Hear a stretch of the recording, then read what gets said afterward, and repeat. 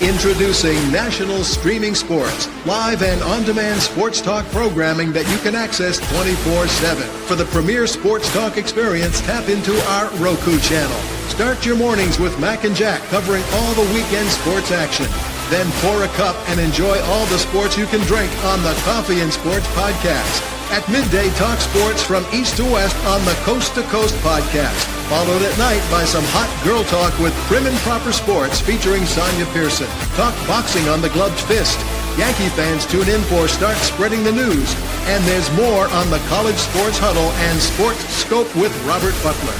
There are 20 podcasts in all and 70 weekly shows giving us a 3.4-star viewer rating. To find us on Roku TV, search for National Streaming Sports on the Roku search bar. Click on the logo and you're in. National Streaming Sports, live and on-demand sports talk for America.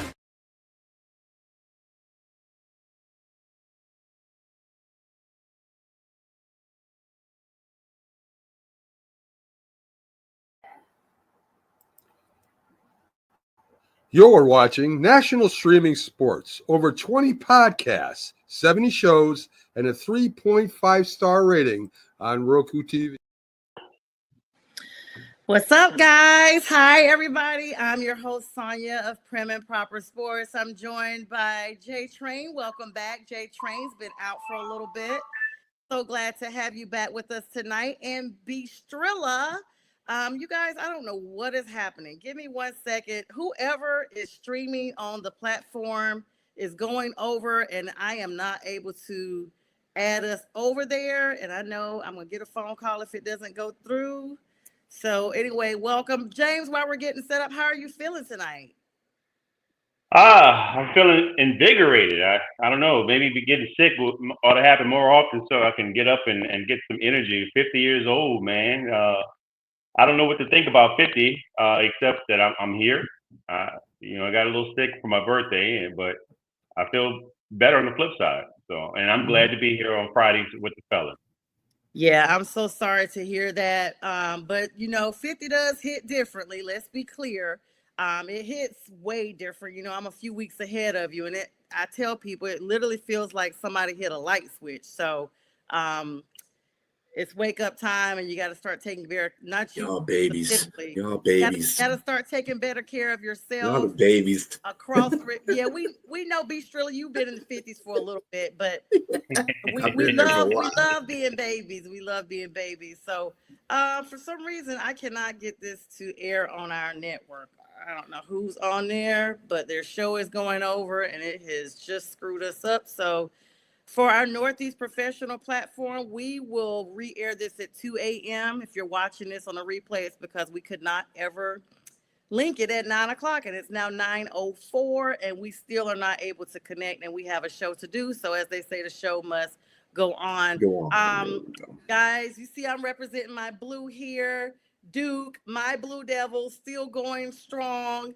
I actually was nervous. Let me be clear. I was a little nervous with the Arizona game, but Cooper Flagg, raised those flags, got it done, and he had some help from the squad. And early on, it looked like Duke was suffering from some penalties. And I was like, this foul trouble is going to really be significant in the end. But it balanced out, both teams giving fouls, getting penalties, what have you. And Duke marches on to the Elite Eight. Did you guys catch the game? Mm-hmm. Be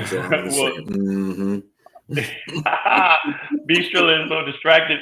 Let me say, I didn't catch much of the game. I know. I heard what she said. I was just about it. He's not happy. Yeah. Your Michigan's gonna be playing a little bit later on, right? Yeah, he does. I got Michigan State and Michigan on right. Well, Michigan State's playing right now. Michigan State's getting all they can handle from. Yeah, they are. They got some defense. Ole Miss got some defense. Yeah.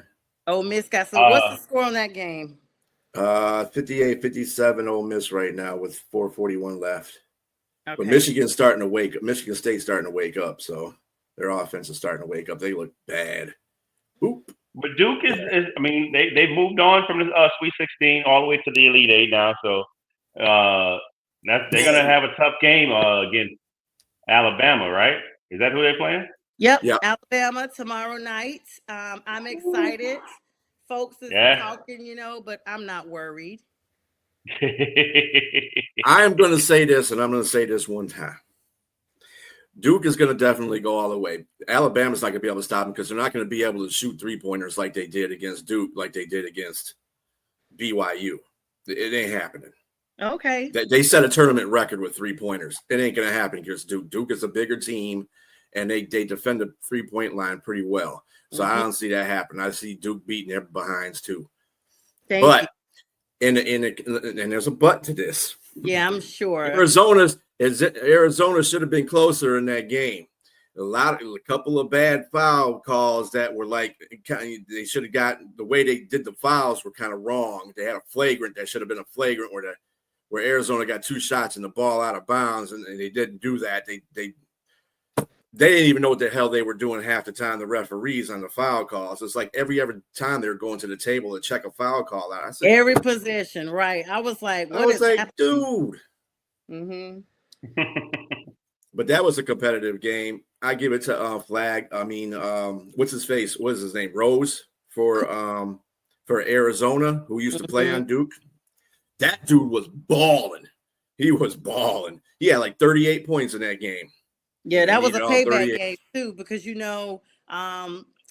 Caleb, who plays for Arizona now, used to play for Carolina, and he's the one that bid Coach K adieu on his last matchup as Coach K went into retirement. So it was some retribution there, and it tasted really good. I mean, it's good for now. I'll just put it like that. Would have been better when Coach K was still there, but hey, Coach K is always there. He's always somewhere watching and keeping up with the squad.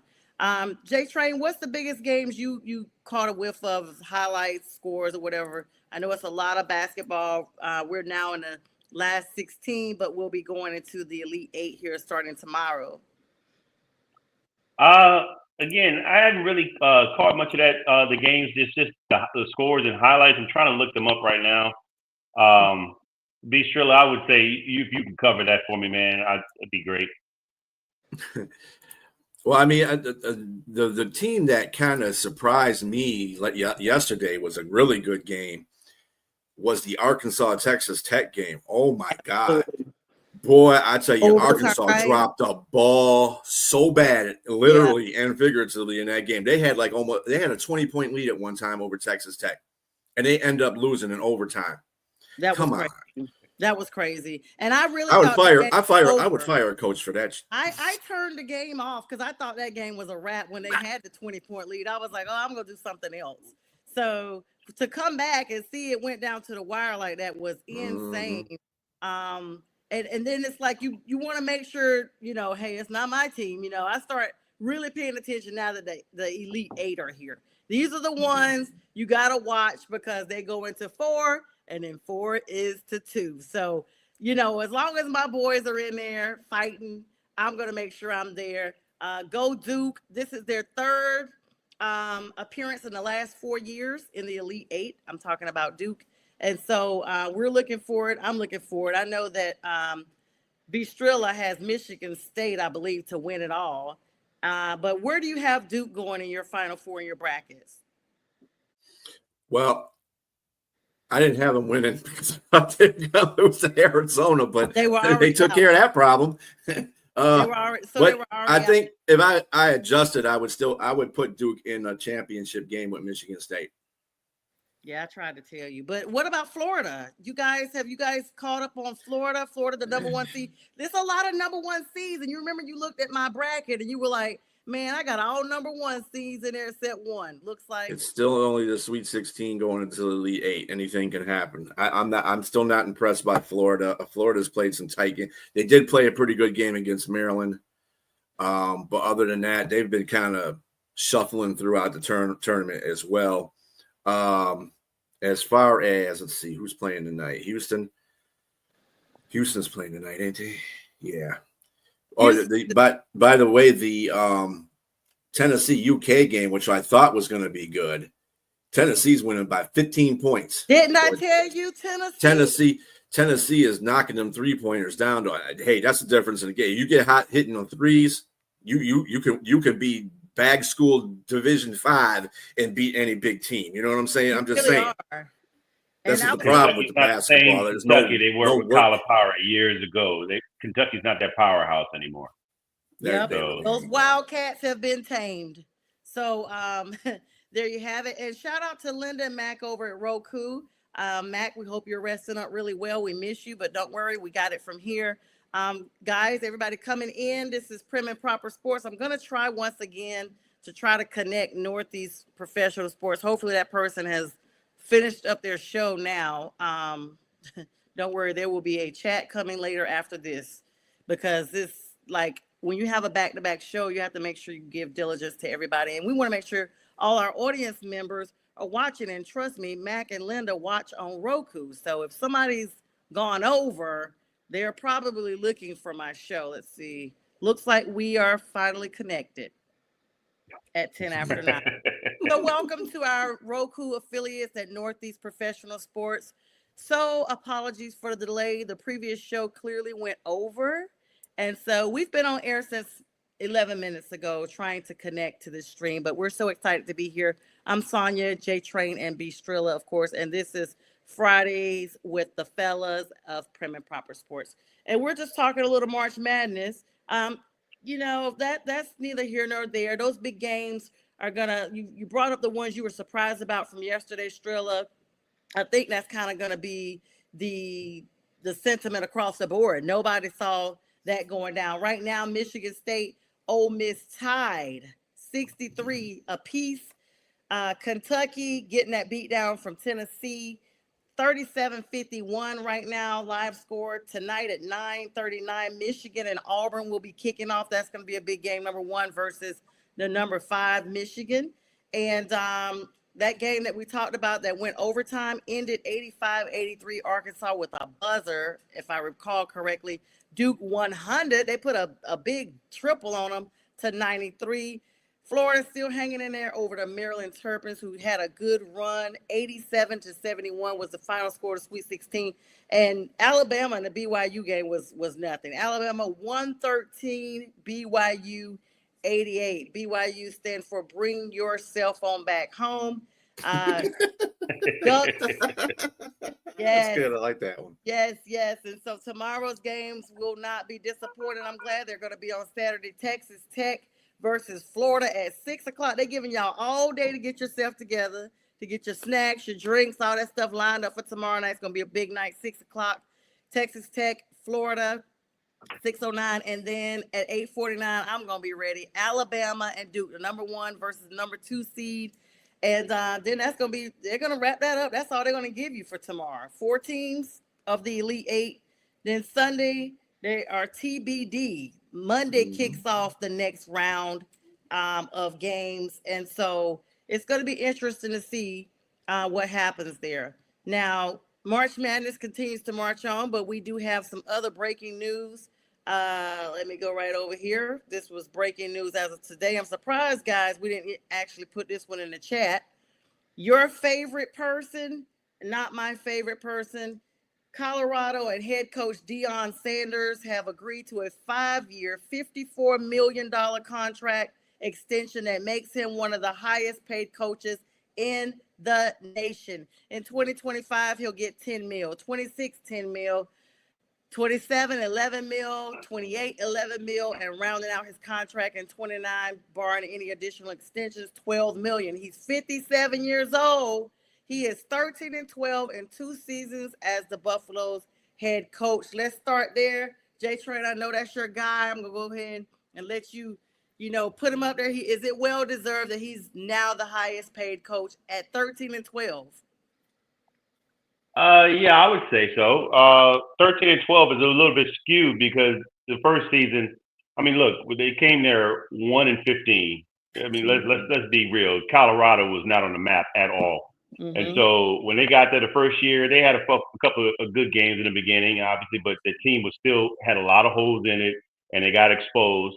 And so they didn't do anything the first year. But the second year, 9-4, man, they really came out, and a lot of people had them, burnt out as far as like not doing anything, not being able to make a bowl game because of what happened the first year. And so they turned it around. You know, he had a couple of good players in the team. He got a little bit better in the recruiting. Got some of the offensive line to be able to hold up for Shedeur Sanders. But they did well. I mean, this team has really turned around, and recruiting has gotten better. They got a quarterback in to replace Shedeur Sanders.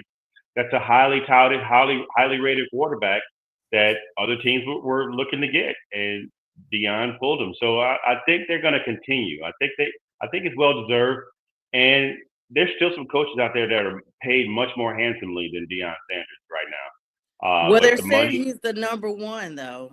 Number one paid coach now. I guess. He's the highest paid coach now.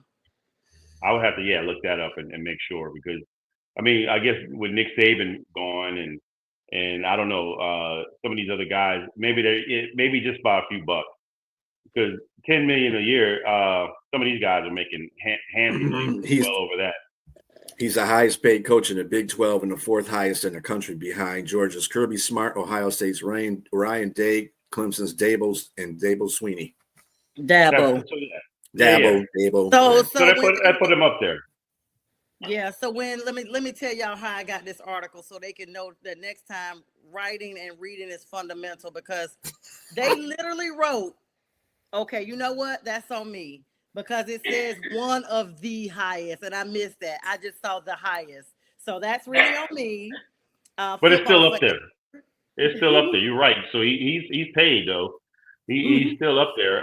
It's just he deserved it. I mean, because he was one of the lowest when they got there. I mean, they didn't offer him a lot of money at all, because they really couldn't afford it. They had to find ways to get money to pay him the money that he was getting. So, which is weird, being a big program like that, but just hadn't been really active, I guess, in all these years. They hadn't had a winning season, I think, in 20 plus years. Long time. Yeah. Winning is money.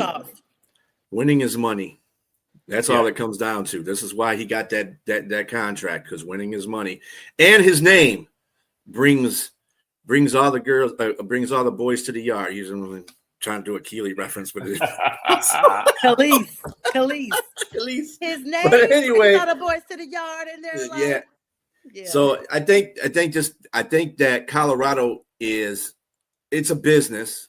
Colleges are a business, and the business is to get recruits to your team so you can win. And the more you win, the more money you make, because you're in those spots every year where you're winning your conference, in the national playoffs hunt, that kind of stuff. And I think Deion can do that, and I have to agree with that. Yeah, congratulations to him. But I think about something that J-Train brought up. You know, we saw him come from Jackson, and they definitely didn't have no money down there in Mississippi. In fact, he literally brought awareness to how poor that area is. I mean, they were having issues with clean water, everything, and they could not afford to stay, with Deion, because they could not afford to pay him. So, he took him and some of the players, including his son and some other folks. It feels like he took half the team, honestly, but I don't know about that part. I want to be factual here. They went to Colorado, and I'm going to be honest, I was one of the biggest skeptics. J-Train will tell you, we've been doing a show since he basically went up there, and I'm just like, you know what? This team is not ready for that. I feel like Deion was focusing more on, his name. But maybe let me be more pragmatic. Maybe this was not his fault. He can't help who his name is. He can't help what he's worked hard for and he's gotten to. It's just like, we're here now on Northeast Professional Sports. Next week we could be on ESPN and everybody knows us. We can't help that people know us and like us, and they're like, oh, I remember when you were, on podcasts. Now you're, on ESPN. Same thing with Deion. You were with Jackson. Now you're with Colorado. Now you're winning. Now you're getting the big money. He can't help that. He put in the work, and he should be saluted for that. So to know that he's getting his due diligence, I will applaud that. I will also applaud, speaking about Deion, that he has apparently put a statement out. I have not read it, but I've saw like some glimpses of it, that he's like, hey, NFL, you got it wrong about my son. I don't want to put the narrative out there that it's a take my son or else, or my son deserves this. I want to express to everybody that wherever my son goes, that we will be grateful and we are gracious for the opportunity. Strilla, I'll start with you. Did you have an opportunity to see, the statement itself? Mm-hmm. What I don't kind of agree with that because I don't think he's going to be happy where he goes. You think it's and that's just telling me and okay, and J Train ain't gonna like this either. This is telling me that he ain't going to the Giants because that's where he wants him to go. Now he's satisfied wherever he goes is where he's going to be at. So it's kind of telling me the Giants kind of laid off that talk with Shadir. Yep. I'm thinking that maybe Cleveland might try to get him. And hell no. If I was his dad and if it was my son, I'd be like, nope, I'm not going there. You think it's damage control? You think it's like he's putting this out here now because he sees, like, wait a minute, my son it could be that too. I don't know. I just think there's a lot of things you could take from what he said. Mm-hmm. And just like any NFL team that's out there talking about who they could get or talking in circles, it could be a smoke screen too. You never know. What's your thoughts? It's this time of the year. Yeah, what's your thoughts, J Train? Yeah, Sonya, look. I saw it. Deion Sanders is who he is. I think he's a relatively honest guy. He can be blunt at times. And I think he just understands that ultimately his son is going to be playing for somebody. Mm-hmm. He's going to be playing for somebody. And I think the biggest part about this, what I took from it, is that they put a little more information in regards to because he's still not backing down about what was said about his son. He's still not backing down in regards to the brash and arrogant statement that was. But they went out. He himself and Warren Sapp went on a diligent hunt to find out who said that. They actually found out who it was. Wow! What? And they talked to the team about it, and the team said we disagree with what that coach said. We had a great interview with your son, and we're looking forward to seeing what happens next. Clearly. He went on and said that about what his interactions with that particular team. They didn't put any names out there, but at the same time, I think that the teams that are available for his son, he understands that. Yes, I think I might have to agree a little bit with B. Strilla, is that there might be a little bit backtracking from New York, and they may or may not select him. I still think he's going to get selected in the top 5. He'll go. I mean, it's not going to be Jacksonville. It's not going to be the Patriots, New England. So, but it'll be either because I'm hearing a lot of people say that it's going to the Saints. Yep. No, I don't think he's going to fall that far. I don't know, man. If the Saints want him, they may have to go up and get him a little bit, maybe in front of number 6, the Raiders, Las Vegas. You may have to get the Raiders certainly ain't going to get him. Oh, they may, brother. I'm telling you, Tom Brady. Don't discount Tom Brady and what's there. Yeah, Shador. They have a relationship. Tom Brady is friends with Deion. Absolutely. He's also mentored Shador. I mean, absolutely. I would not be shocked. That actually is a good point, J Train. And so, with that said, he could sit somewhere. But a lot of pundits and a lot of mock drafts have changed their tune, and they're looking at him falling no later than either Cleveland. Some people have him at number 2 at Cleveland. I'm shocked. But still a lot of them still have the Giants, and I just don't see him falling past 3 or at the latest 6. And so, I mean, if he fell to New Orleans, I would be clamoring for New Orleans to grab him because ultimately he's got the it factor, and he's a very sharp, precise passer. I mean, so if we can protect him and you get him the weapons, he got weapons there. He's got Chris Olave. He's got Rashid Shaheed. He's also got Shaheed's coming back. Yeah, they're all coming back. So if he falls there, man, he's got a kind of a ready-made offense. And with Alvin Kamara too, being a running back, he's throwing out of the backfield as well. But I'm not gonna keep my fingers crossed on that because I don't think he's falling past 6. I wouldn't be surprised though. I'm gonna be honest. I wouldn't be surprised. But let me tell you something too. He would actually fall in a good space. Now, do you think they would start him this is hypothetical, obviously. If New Orleans gets him, would they start him or they let him sit a year and let Derek Carr take the majority of the snaps? So Derek Carr, it's funny you bring that subject matter up. Derek Carr is not Kellen Moore's guy. He's only there. They did a lot of smoke screen and said that Derek Carr is going to be our quarterback for this year. I think most of that is about the money. Everything is about what they owe him. So they're going to give him the opportunity to be the starter only because they can't release him and take that huge cap hit. And next year they can release him. They can release him and get rid of that money. Mm-hmm. But so that it may only make sense to allow him to play. But will he start? I mean, if Shedeur Sanders was to come there, that city would be in an uproar because the city does not like Derek Carr. I mean, as of right now, as a matter of fact, there's some communication that he wanted to leave this year. He put his name out there to say, I'd like to go look for a trade, but it couldn't happen. Mickey Loomis wouldn't allow that to happen. He changed his contract, allow us to be able to make some free agency moves, having 30 million under the cap. And so, yeah, but I still think there might be an opportunity to answer your question, B. Strilla. If Shedeur Sanders were to come there, I think it would be an open door for a quarterback competition. And any would match the culture. I mean, I'm sorry, J Train. I literally feel like the flashy persona of Dion and obviously at least a little bit of Shedeur. I mean, New York is a big city, but New Orleans is the entertainment. New Orleans and Las Vegas are entertainment capitals. Like they are entertainment cities. And so he would fit in literally with any of those three, literally. Oh, New Orleans is a city of bling bling. He holds up his watch just like this. Everybody's going to be holding up their watch behind him just because of how he. It's a statement. Yes, absolutely. Yeah, I so believe that. I believe that. What's the score? Let's get a score check in with you, B. Strilla. You're watching the Michigan State game right now. What's the score? Last we checked, they were tied.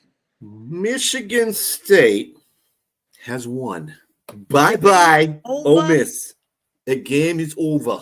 Wow, it's over. Congratulations to Michigan State. So I think I picked them to win as well. So that means I get another point on my spreadsheet here for the bracket.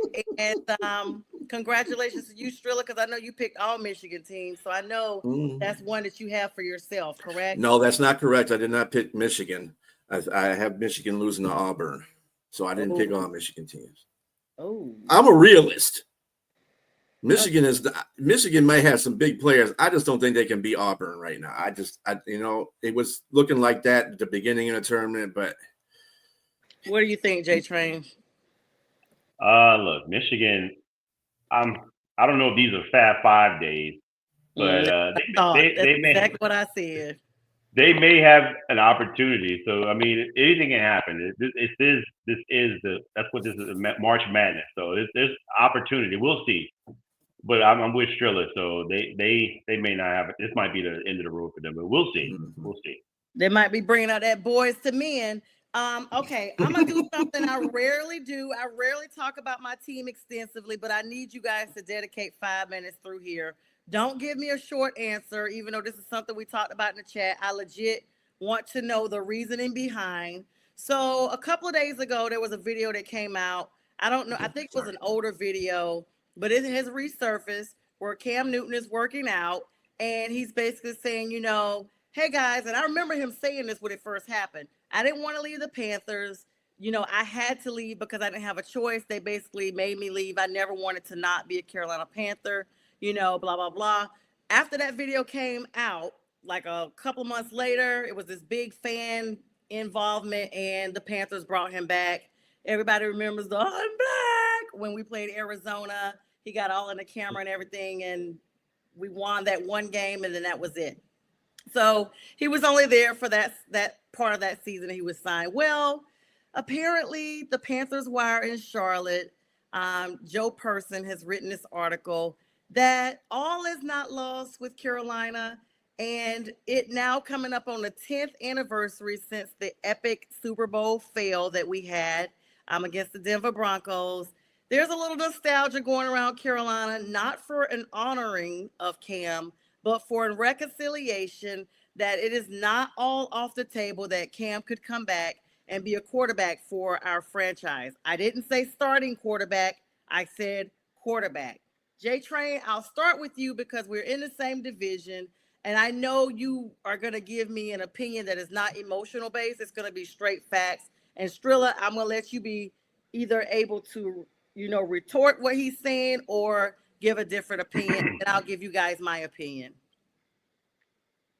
I think it's a little too late for Carolina to come. I mean, this is all I would say just we're sorry, like we apologize and we understand what Cam Newton means to the Carolina Panthers nation and what he's done for the organization. I mean, obviously they went to a Super Bowl in 2003, I believe that's when that was. 2015. No. And I in got a point. 2003. Yes. I wasn't trying to. I'm not throwing a shot at Carolina. No. I'm just saying. I know. I thought you were talking about the one with the epic fail, which was 2015. Oh no. I'm just saying. Without Cam, yes, they made it there once, but with Cam Newton as their MVP was their that year in 2015, when that's their best year in the organization, and the whole organization. 2015 was the best year I ever seen in Carolina, and that's saying a lot. And most of that was on the back of number one, was on the back of Cam Newton. And so I believe him when he said what he said in that video, and what he got to lie for, and I think that they forced him. It's a business. At the end of the day, football is a business.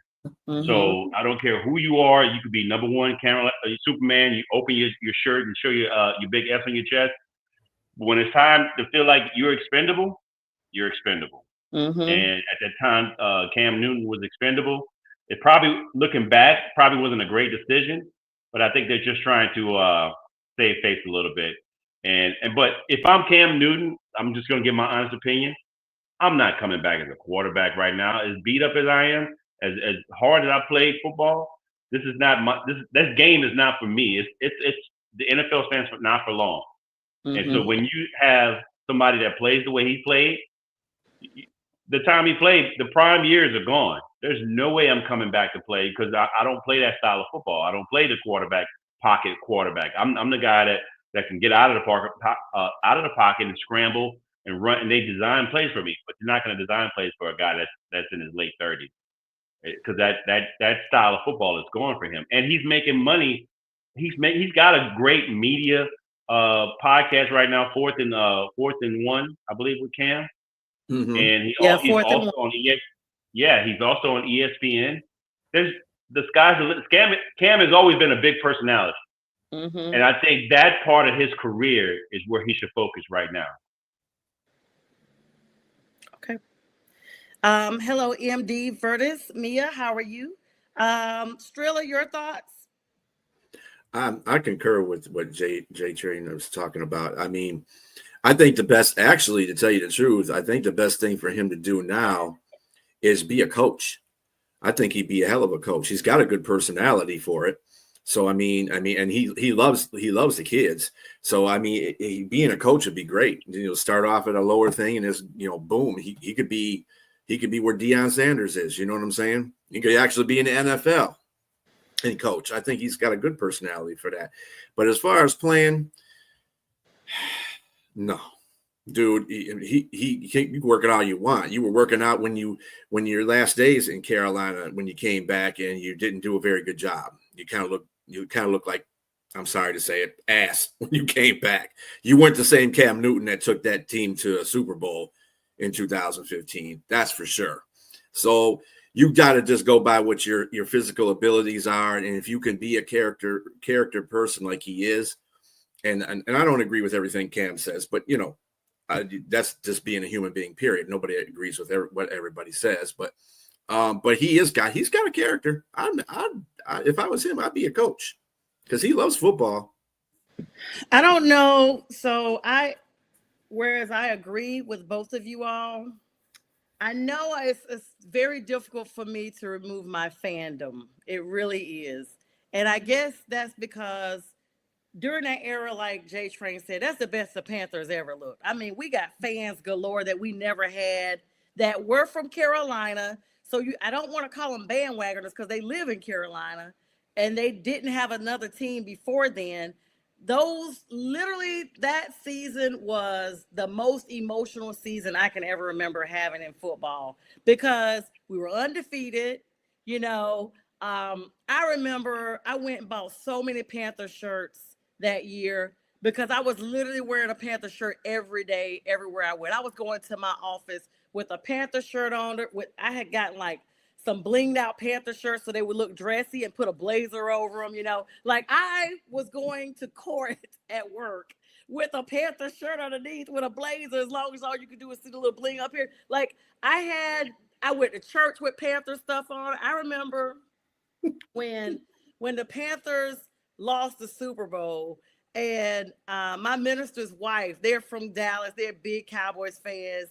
And I remember she told me, she sent me a text and she waited a couple of weeks and she noticed I wasn't wearing Panther stuff anymore. To me, I'm like, the season is over with anyway. And she literally said, you know, every Sunday for the last like 10 months, you would make sure you saw me and spoke to me every Sunday, and you always had a Panther shirt on. And I'm just trying to figure out, why did you stop wearing your Panther stuff? And why haven't I seen you speak to me? Because I'm like, I don't want to hear it because I don't want to hear what the Cowboys got they rings. I'm just out. You know, I'm just here. I just want to be a regular Christian that don't speak and just go on out the back door. I literally was saying I want to be a regular Christian that don't even speak to nobody. It was so heartbreaking, y'all. To this day, I have never watched the Super Bowl in its entirety. It's still on my TiVo. I've never watched it. Never, ever, ever watched it. Because once they got to the halftime or maybe a little bit after that, I saw how bad it was getting and I left. I was at my best friend's house. It was her, she had a Super Bowl party, but everybody had newborns. And so I was mad because I was like, listen, this is not a party. This is distracted. All these babies crying and stuff.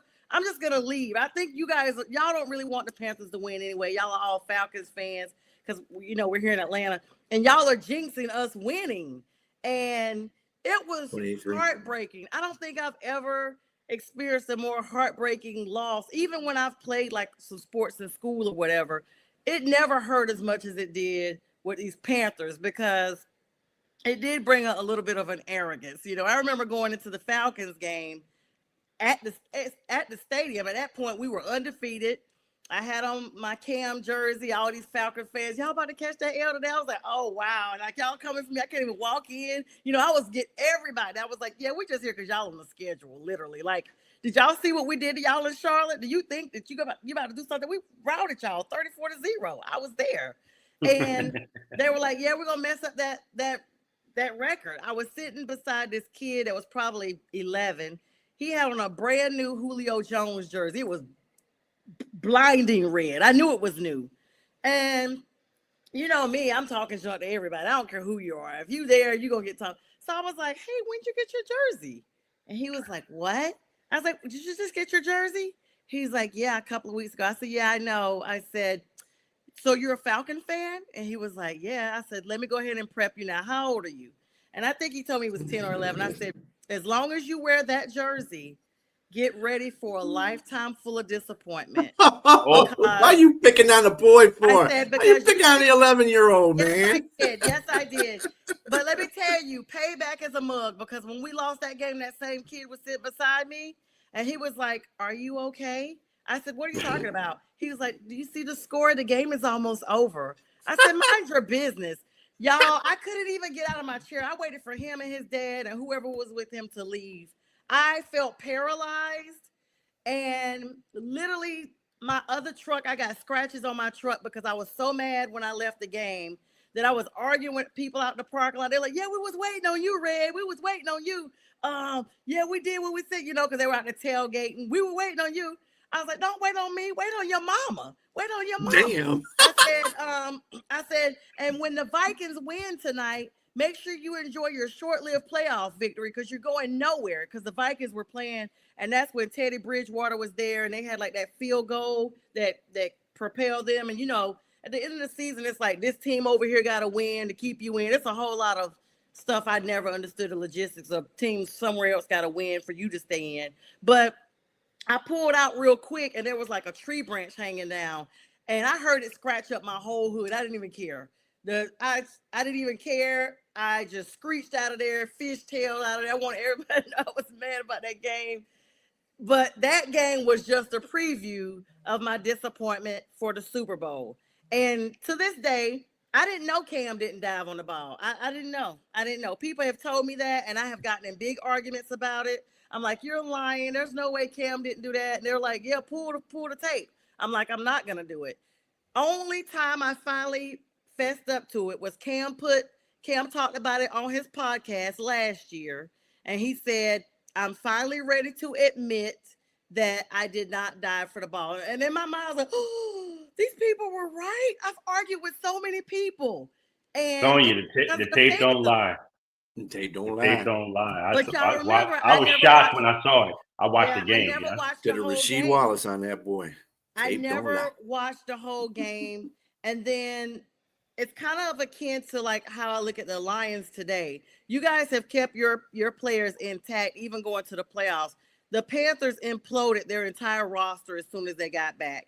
Jericho Cotton was out. Jonathan Stewart was out. Of course, Thomas Davis was already questionable because he was hurt and had his arm stitched up for the game. So we were kind of prepared for him to go. Josh Norman, Kelvin Benjamin, they split up everybody on that offense. And the team has never been the same since. And then once the Richardson debacle came about, nobody's ever said what actually happened with him. But Jerry Richardson, of course, had to sell the team because of something inappropriate. Nobody ever said what it was. But as soon as Tepper took over that team, it's never been the same. Tepper came in and fired everybody. And Shaq Thompson was the last of the original Panthers from 10 years ago. And he just became a free agent this season after 10 seasons. He was just on the team then. He was the cornerstone of the defense. And now he's not. So in my mind, yeah, Cam is not going to come back the same Cam. I don't even know if I would agree with him being a coach unless he's maybe an offensive coach or, something small to work his way up, because I don't know what his coaching style looks like. I don't know what his overall football acumen would be to actually be in a coaching position. I think he'd be good to be around the team, and I don't know how that would look if he did come back. How does that work? We already have Andy Dalton. How would that even work? But I want him to come back. I do want him to come back. I really do. Well, first things first. Let's get the man in the Ring of Honor. Let's retire his jersey. Shout out to Kevo. Kevo said that in the comment. And what's up, and happy Friday, Pink Fur. Yeah, always putting out the great reel. Yes. I just think Cam Newton deserves at least that respect. Because he was a cornerstone on your team for quite a while. And the best, I put out my top 5 Panthers, as you saw earlier. Yes, I was so impressed, J-Train. You really gave us some homage. Thank you. Yeah, for sure. I give respect to teams. I'm a fan of the game, first and foremost. I'm a Saints fan, but I'm a fan of the game. So I respect whoever greatness, wherever greatness is, I'm going to always salute it. That's how so those top 5, I'll go ahead and put that out there since fans might be watching. My top 5: Steve Smith Sr., number 1, Cam Newton, number 2, Julius Peppers, number 3, Luke Kuechly, number 4, and Mushin Muhammad, number 5. I met Musha. He's super cool. I have a picture with I'm him. surprised you didn't put Greg Olson on there. Yeah, I was thinking about Greg. Greg is up there with he's top 10. But yeah. And he's one of the best players that in that organization. He was one of Cam Newton's top targets. Hell of a tight end, yeah. Yeah, he was. Right. Cam don't get no respect. Like, for all that he did, like you said, J-Train, he carried that team on his back. He made football fun and familial. The whole family was having fun. Even if you weren't a Panthers fan, you had to respect the fun that team was having anybody has fun when they're winning. But the dad, he had the kids involved, everything. I was dabbing. I'm a Saints fan. Everybody was dabbing. I don't know, guys. I don't think they bring him back in all sincerity. I think it's kind of just a little clickbait for us all. Everybody got to put something out there. It's a lull in football news right now, so you got to have something to keep people engaged.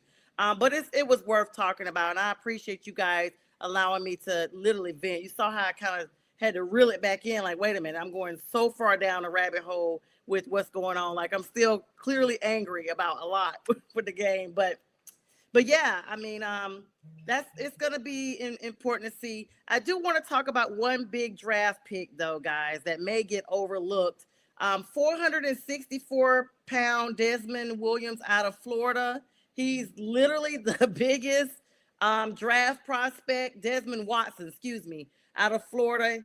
If he gets drafted, he's gonna be the heaviest player ever. 6'5", 464. I mean, ran the 40-yard in 53 point some odd seconds. So he's fast. He's bigger than the dancing bear that went to Philadelphia. What's his and position? The dancing bear in Philadelphia Defensive is end. super talented. I hope this guy's talented. I mean, because that's a lot of weight to carry on. He's actually yourself. 6'6". Correction, one more inch. 6'6". He ran the 40-yard dash. They said he's gonna be on track to become the heaviest player in NFL history. I mean, I'm going to be honest, guys.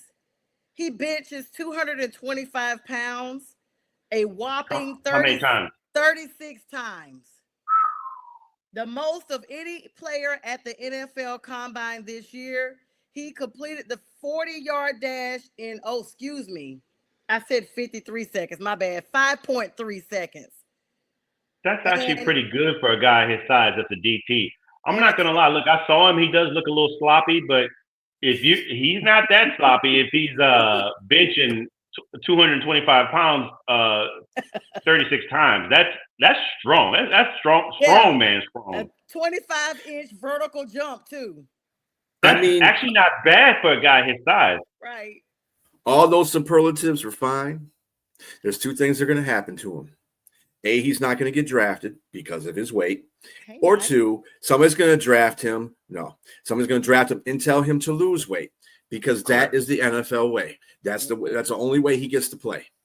I'm telling you that right now. He's going to get drafted. Those measurables says he's going to get drafted. It may be 4th, 5th, 6th round, but I mean, you may be more on the right side. Run, yeah. When you have a guy that size and that strong, the run is what you want to stop. You want to stop the run, and he's going to help somebody in the short term. I mean, early on, because to be that size and that big and that explosive, that's going to wear on his body at some point. And so I'd give him a good 5-6 years. But what I'm saying, I think you're right in the first where he's going to get he was going to get drafted. That's probably more of the mix, but he's still going to have to lose weight. And let's just think about this now. If he does lose weight, that means his body will be lighter, and the 5'3" that he was running before might turn into a 4'7", or his right. If they draft him, he loses 120, 140 pounds, he's going to be quicker and lighter. So that's going to make him even more dangerous. Mm-hmm. So think about that. And so hello to you, you're Mike. Probably right about the draft. Yeah. Yeah, Mike, thanks for joining. You said the time is 5.86 seconds. I don't know. They got him on Yahoo News is 5.39. So it's I think more of the 10-second split time, and if he did a shuttle, I'm not sure if he did that or not. Somebody look, if he's playing nose or he's playing a 3 technique or whatever the situation is, he's a nose guard. He's trying to stop the run. Somebody that big, that's what they want. And so, and whoever who's playing around him is going to help, or he's going to help them, and he's going to free up because he's going to tie 2 or 3 guys to try to stop him. And listen, yes, and listen. Go ahead, J Train. I'm sorry. No. I just think that. I just think definitely that guy. He's probably going to be. He's a mid-round draft pick, but the run stop is what he's going to mainly be used for. And if he's that explosive. That 25-inch vertical, but that height and that size, that's actually pretty strong. I mean, and the 36 reps, that's impressive. Like Mike said, if he loses maybe like 20, 30 pounds, man. Just lose 20, 30.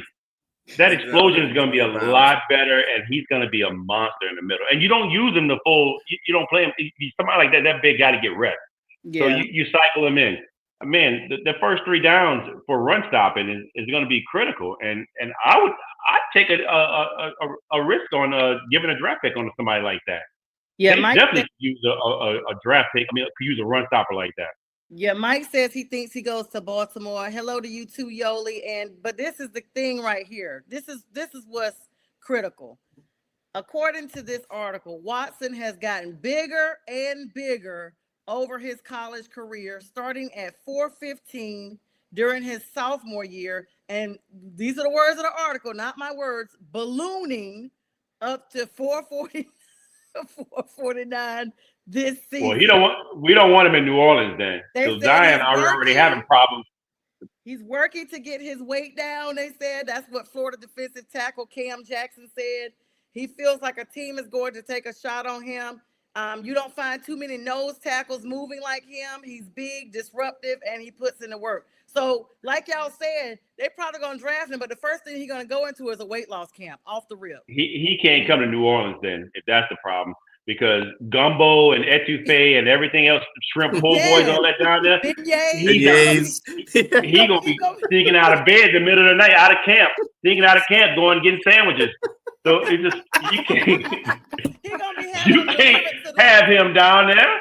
Yeah, I'm telling you, you gain weight going to New Orleans as a regular person. I mean, beignets.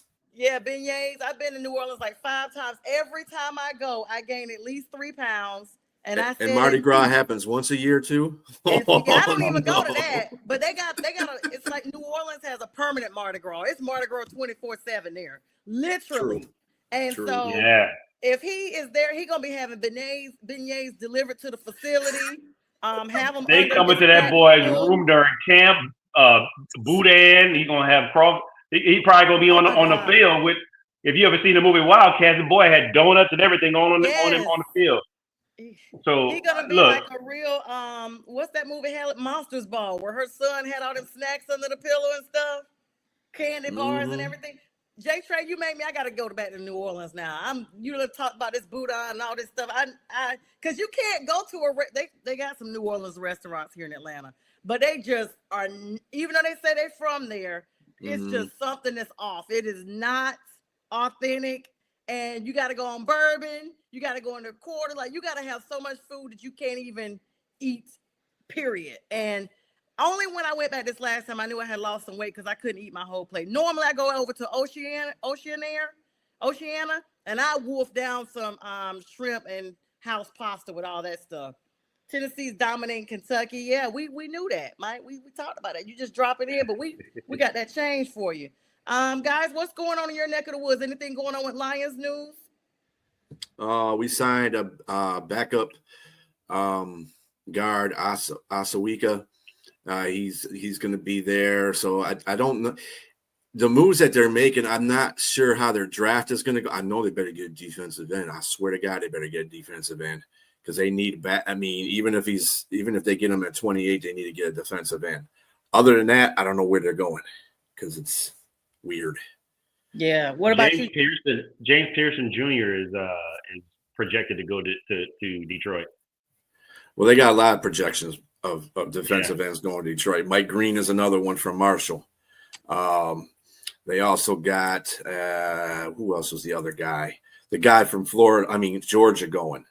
So Michael Williams. Nobody knows this draft is all over the place, and I don't think anybody has a serious lock in who's going to go somewhere. Yes, I'll be so glad when it comes because it's like for it to not have a lot of talent in it, it's scrounging more than ever. And Mike Patton Network, you guys check out his show. He said he just finished recording his show, so that's why he's jumping on. Thanks for the support as always, Mike. He said Pierce Jr. is a steal if he goes to Detroit. Absolutely, I agree, Mike. That boy ran a 4.47 in the 40, and so he is lightning quick. He played well for Tennessee, and so I think he's gonna be a steal, like he said, if he falls to Detroit. He's gonna be a steal wherever he falls all the way down to us. Yeah, if he falls down to Detroit, though, he'll be. I don't think he's gonna get drafted. That'll be a steal. I mean, unless something happens at his pro day, but I don't think he's gonna get drafted that high because He came out of nowhere, and just like Shamir Stewart, Shamir out of Stewart, I don't want him. out of Texas A&M. He's a combine darling. He's a combine darling. He has all the great measurables, but he has no tape whatsoever. He had 4.5 sacks. He played 4 years. That is terrible. And he has a 20% tackle rate, so he doesn't tackle. Yeah. So somebody's going to reach for him. Somebody's going to reach for him. He's the worst tackling defensive edge rusher in the group. Oh wow! What your Saints got going? We got about 4 minutes left, guys. This time runs by so fast. So New Orleans, I think, like you said earlier, the biggest news is that potentially Shedeur Sanders may fall to them. We'll see. They are. There's been communications about getting a quarterback. They're looking at Kyle McCord. They're looking at Jackson Dart. They're also looking at Quinn Ewers. So they're having dinner with all these guys, but those guys are later draft picks. Potentially, the Saints may move up to get either. They were in communication about possibly getting Cam Ward, but I think that might be a little too rich for their blood. 3 first-round draft picks and whatever else they want for them. I just think that New Orleans needs to stick to keeping their draft picks, getting the best player available at number 9, and go from there with the rest of their players. Yeah, and Mike brought up, and hello, Jeffrey. Thank you so much for always supporting and all the likes and love. I appreciate that. Excuse me. So Mike Patton is saying Pierce Jr. actually didn't come out of nowhere. He was a guy who was projected to be a top 5 or 10 pick before the season. All right. Well, I had anticipated Kevin being on here tonight. Kevin, the Dirty Bird fan, but he pretended that he didn't know what time the show started. I guess that's what happens when you're busy all the time. But I did want to plug in this small thing about the Falcons. The Falcons have just signed a kicker, Lenny Craig, on Friday. And Mike Garoppolo reported this on Thursday afternoon. Basically, get a guaranteed 3-year deal. You know what? They are killing me with these guarantees. Like, Falcons, didn't y'all learn your lesson with Kirk Cousins guaranteeing these folks? But apparently, this kicker, who's German and maybe my cousin, I mean, he may really be, I don't know, I'm a family and they are German, but he is going to be competing for Young Wei Koo's spot, guys. Young Wei, of course, a lot of the Falcons games, they literally heavily leaned on Young Wei. I remember one game, all they had was field goals and not one touchdown. A couple of games was like Pittsburgh. that. Yes, the opener, I was there. And so the fact that, now, I don't know, there's a little thing amok between Young Wei and everybody. So Young Wei just may not be there as long. We don't know. This is just the rumblings going on. And I mean, I was just gonna say that that name, when you said that name of the new kicker, I was like, that sounds like a name of somebody putting out a cigarette and finishing a beer on the sideline before he goes in and kicks the winning field goal. But when you said what's that kicker and the replacements? That Australian kicker. Yes, exactly. You said he was German. I was like, he probably is finishing off a lager on the side. Yeah. So and then speaking of, there's a lot of kick players for the Falcons that have not been picked up. Hayden Hurst being one of them. A lot of good Falcons, that they actually, I guess they had to expend all of them to pay Kirk O'Bangs, and so that's what happens in Atlanta. Kevin, if you're watching, it is definitely meant what I said, and I mean it wholeheartedly. And Jeffrey, thanks for all these signings. And the Panthers, of course, signed kicker themselves today, Matthew Wright. The team is bringing back this kicker who was with the squad in 2023, both during the training camp and everything. And Hayden Hurst got some concussion issues, Mike. You're right about that. So I don't know, guys, as we say, the roll goes on. J Train will be joining us in the morning with the Saturday morning debate show with Jack Hirsch. I may pop in. If not, I'll be backstage. Mac, we miss you. Strilla, thanks for joining us. Strilla will be joining us on Sunday morning. All 3 of us will be on this Sunday morning big sports show. We appreciate everybody for all the likes, love, and we hope everybody has a beautiful last weekend of March. Go Pistons. Go. This is a presentation of National Streaming Sports. Over 20 podcasters, 70 weekly shows, and a 3.4-star rating on Roku TV.